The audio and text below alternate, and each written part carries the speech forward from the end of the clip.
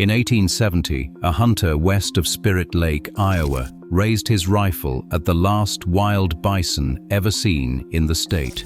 There were only 2 of them left, a solitary pair wandering through grasslands that had once held tens of thousands of their kind. After that day, for 138 years, no bison hoof would touch Iowa soil again. The prairie they left behind began to die. So how does an ecosystem that took 10,000 years to build collapse in less than a single human lifetime? And what happens when, more than a century later, scientists try to bring it back with just 28 animals? This is the story of Broken Kettle Grasslands, the largest remaining prairie in Iowa, a patch of wild country in the Loess Hills where, in October 2008, 28 genetically pure bison were unloaded from livestock trailers and turned loose onto 2,000 acres of restored tall grass. What happened over the next 12 years was something most ecologists thought would take centuries. It was 1872.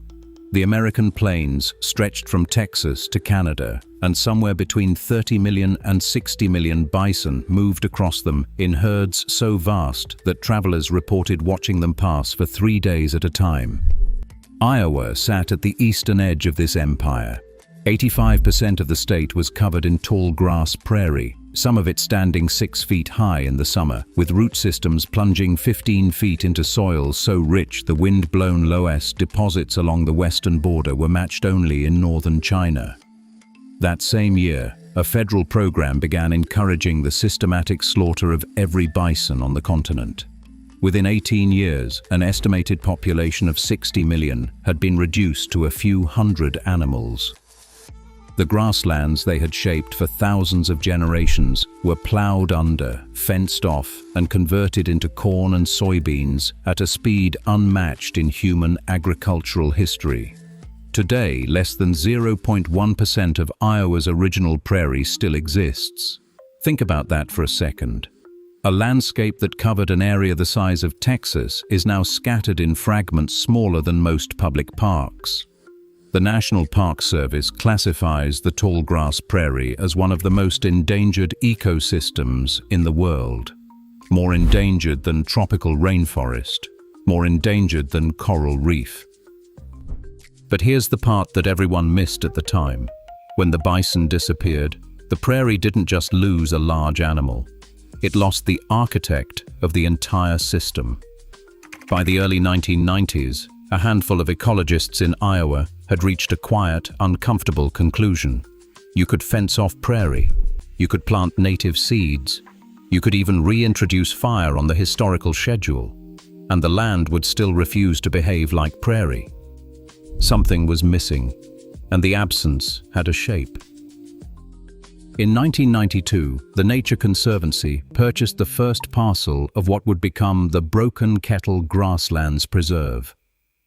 The land sits in Plymouth County in the northwestern corner of Iowa, in the heart of the Loess Hills.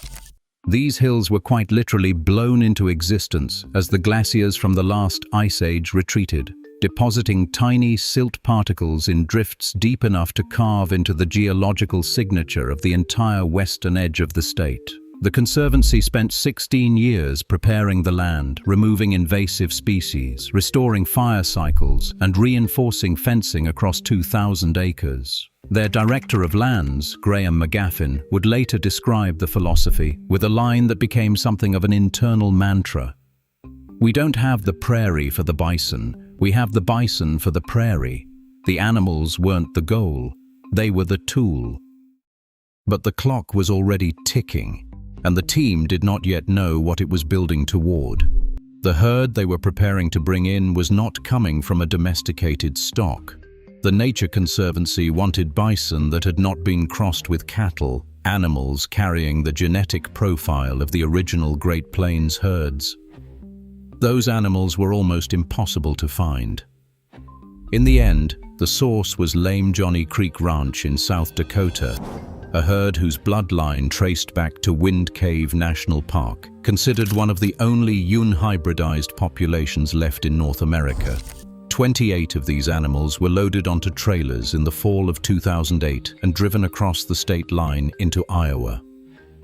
When the gates opened on a cool October afternoon, the herd hesitated. Then they walked slowly into a landscape no bison had grazed in 138 years. Think about that for a second. The last bison to stand on that ground had been alive during the Civil War. Nobody expected what came next to happen as fast as it did.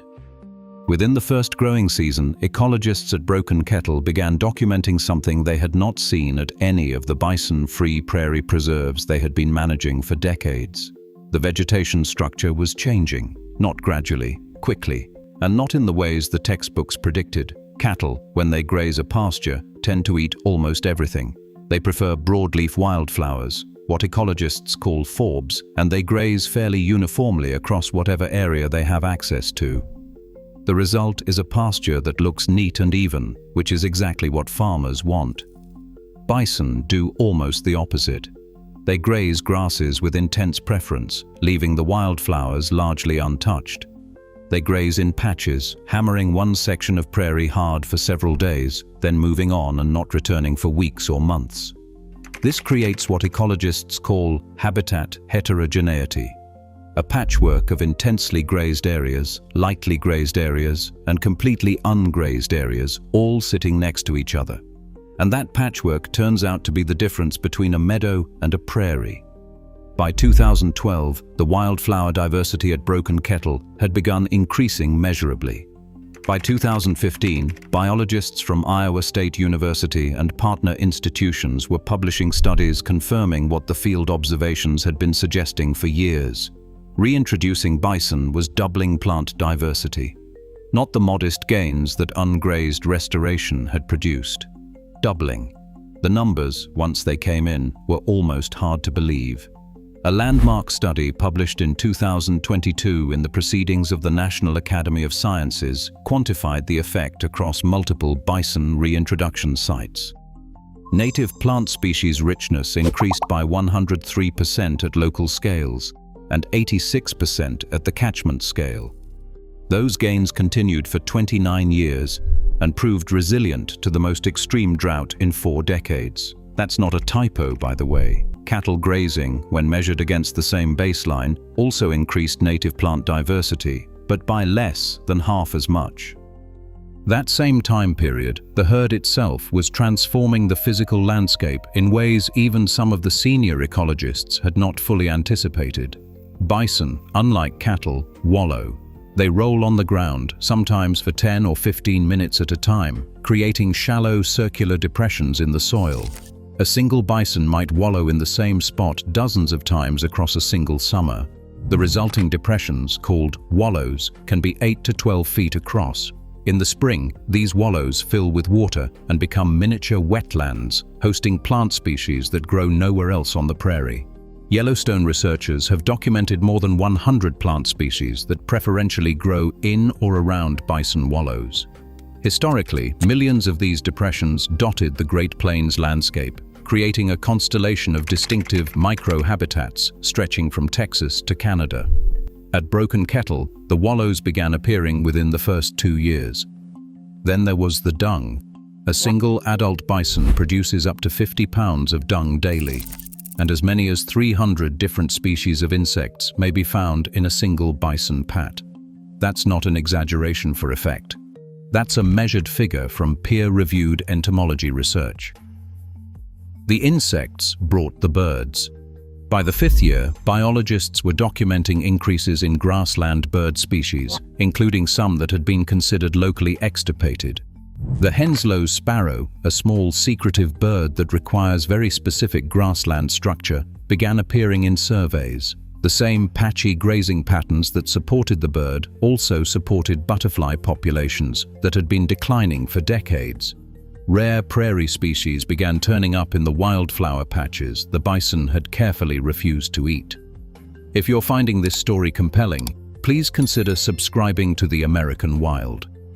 We cover the slow, often invisible work of bringing back the ecosystems America almost lost. New investigations every week. Now, a name worth knowing here is Dr. Elizabeth Bach, an ecosystem restoration scientist working with the Nature Conservancy across multiple prairie sites. Bach has been one of the more cautious voices in the bison restoration field, and her caution is part of what makes the Broken Kettle story scientifically meaningful rather than just inspirational.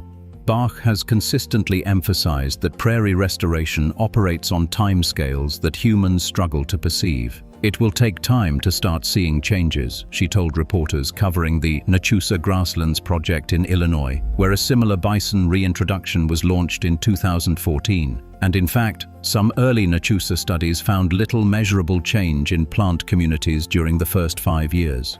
No statistically significant differences in plant diversity, composition, or vegetation structure were found between grazed and ungrazed plots. This is where the story gets more complicated than the headlines suggest. The bison were doing something, but what they were doing took years, sometimes decades, to express itself in the metrics ecologists use to measure ecosystem health. The transformation at Broken Kettle was not a switch being flipped.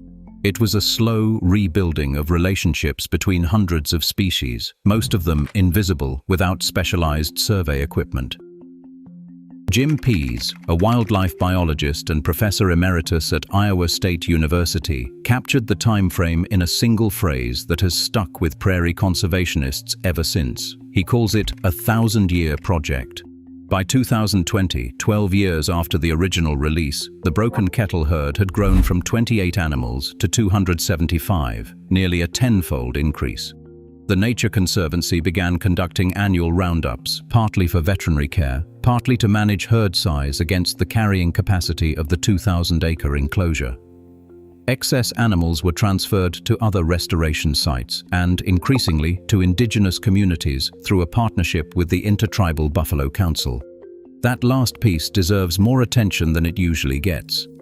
Since 2020, partnerships between the Nature Conservancy, the Intertribal Buffalo Council, and the Tanker Fund have facilitated the return of more than 2,300 buffalo from conservancy preserves to indigenous communities across the country.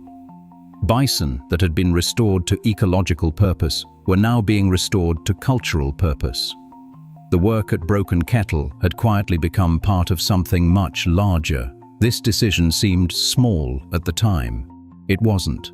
In 2024, the United States Department of the Interior announced over $25 million from the Inflation Reduction Act dedicated to bison restoration, formalizing a federal commitment that conservation groups had been building toward for over a decade.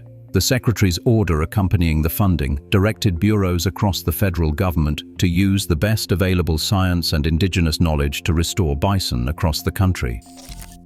The 28 animals released onto a single Iowa preserve in 2008 had somehow helped reshape national policy. But the scientific story isn't finished. And some of what's emerged in the last few years has surprised even the researchers who designed the original reintroductions. The plant diversity gains that initially appeared modest in early Tallgrass surveys have, in subsequent years, become statistically significant and, in some metrics, dramatic. Henslow's sparrow recoveries have expanded. Pollinator studies have begun documenting increases in native bee diversity in bison grazed areas compared to ungrazed restoration sites.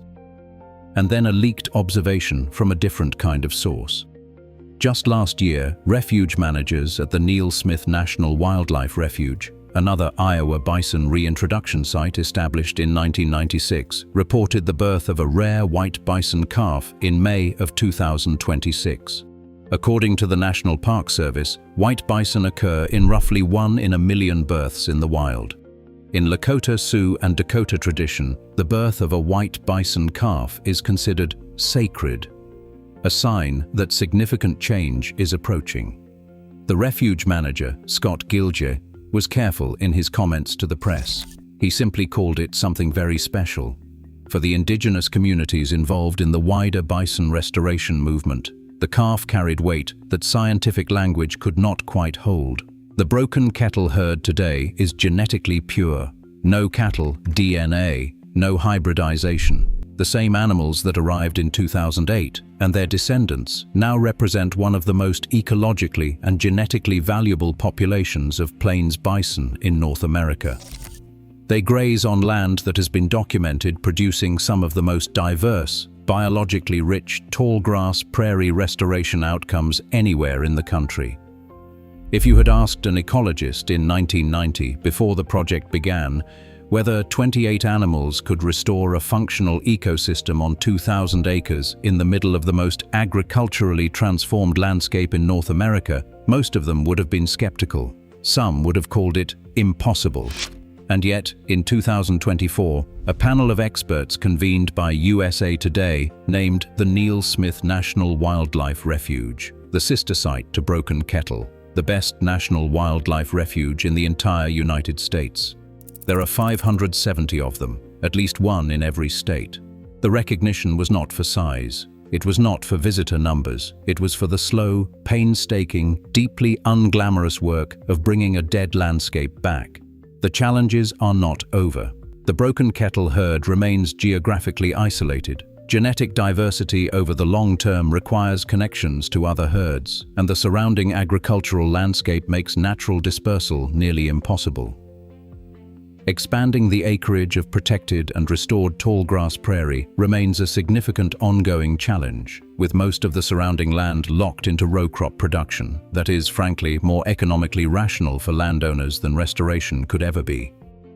But somewhere on a 2,000-acre stretch of Iowa hills, in a landscape that lost more than 99% of itself in less than a century, 28 animals once stepped off a trailer into a place no bison had stood in 5 generations.